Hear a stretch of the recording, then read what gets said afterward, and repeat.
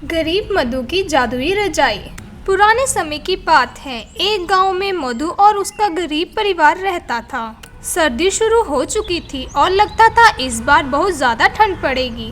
मधु ने अपने पुराने संदूक में से गर्म कपड़े निकालने शुरू किए।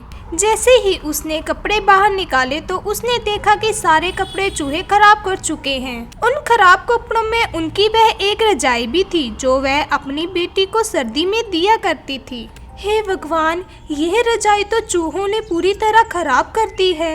अब मेरी बेटी को सर्दी से कैसे बचाऊंगी? क्या हुआ मधु, तुम बहुत ही परेशान लग रही हो। हाँ जी, क्या बताऊं, एक ही तो रजाई थी हमारे पास, वो भी चूहों ने खराब कर दी। हम तो किसी तरह से सर्दी निकाल लेंगे, मगर हमारी मासूम सी बच्ची सर्दी को कैसे सहन करेगी। राजू एक सड़क के किनारे मोची का काम करता था। मधु, तुम चिंता मत करो, मैं किसी न किसी से उधार पैसे मांगकर उससे रजाई ले लूँगा। अरे आप कैसी बात कर रहे हो? रजाई बहुत ही महंगी आती है। पिछली बार पता नहीं हमने कैसे पैसे इकट्ठे कर इसे ठीक करवाया था। कोई बात नहीं, मैं 1-2 दिन में कोई इंतज़ाम जरूर कर लूँगा। माँ, इस रजाई में तो बहुत ठंड लग रही है, हर तरफ से हवा आ रही है। बेटा, तुम इस रजाई के ऊपर चादर ओढ़ लो, इससे हवा अंदर आनी बंद हो जाएगी। अगले दिन सुबह मधु काम के लिए चली जाती है। मधु, जल्दी से ये कप दो, मैं चाय बना रही हूँ, फिर हम चाय पीते हैं। और आज तुम सफाई झाड़ू ही मारना, बहुत ठंड हो गई है। जी मालकिन, लाइए मैं कप धो देती हूँ। क्या हुआ मधु, तुम्हारा चेहरा क्यों उतरा हुआ है? मालकिन, क्या बताऊँ, हमारे पास एक ही रजाई थी, वह भी चूहों ने खराब कर दी। हम तो किसी तरह सर्दी को निकाल लेंगे, मगर मेरी बेटी छोटी है ना, उसकी चिंता होती है। और तभी वहाँ मधु की बेटी रोती रोती आ जाती है। क्या हुआ बेटी, तुम रो क्यों रही हो? माँ, पिताजी को चोट लग गई है, आप जल्दी से मेरे साथ चलिए। मालकिन, मेरे घर वाले को चोट लग गई है, मुझे जाना पड़ेगा। हाँ मधु, जाओ, कोई बात नहीं, अगर कोई चीज़ की ज़रूरत हुई तो मांग लेना।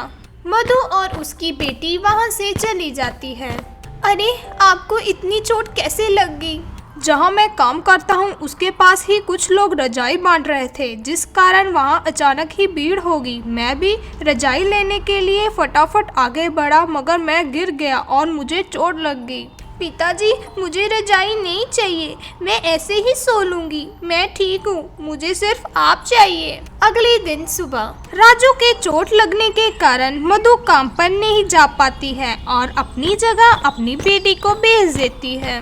नमस्कार मालकिन, पिताजी को चोट लगने के कारण माँ काम पर नहीं आ सकती है, इसीलिए मैं आई हूँ। ठीक है बेटा, तुम मेरे साथ आओ, मैं तुम्हें काम समझा देती हूँ।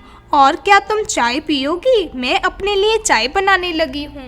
ठीक है मालकिन, मैं चाय पी लूंगी। और मालकिन, ये रजाई कितने की आती है? रजाई बेटा, क्या बात हुई? मालकिन, आज हमारे पास रजाई होती तो मेरे पिताजी को चोट नहीं लगती। तभी मधु की बेटी मालकिन को सारी बात बता देती है। सीता बहुत अच्छी मालकिन है, वह बहुत ही अच्छे स्वभाव की है और हमेशा ही सबकी मदद करती है। बेटा, तुम इस बात की चिंता छोड़ दो, ये लो चाय पियो। तभी सीता ऑनलाइन 2 रजाई बुक करवा लेती है। अगले दिन, माफ करना मालकिन, मेरे घर वाले को चोट लगी थी, इसीलिए मैं कुछ दिन आ नहीं पाई। कोई बात नहीं मधु, मैं समझ सकती हूँ, वैसे भी तुमने अपनी बेटी को मेरे पास भेज दिया था।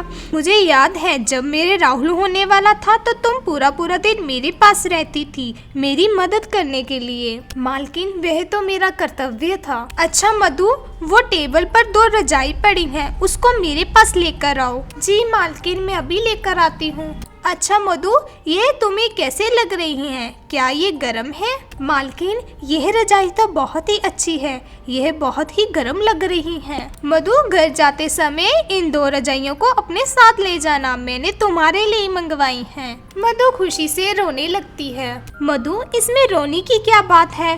तुम भी तो हर वक्त मेरा साथ देती हो।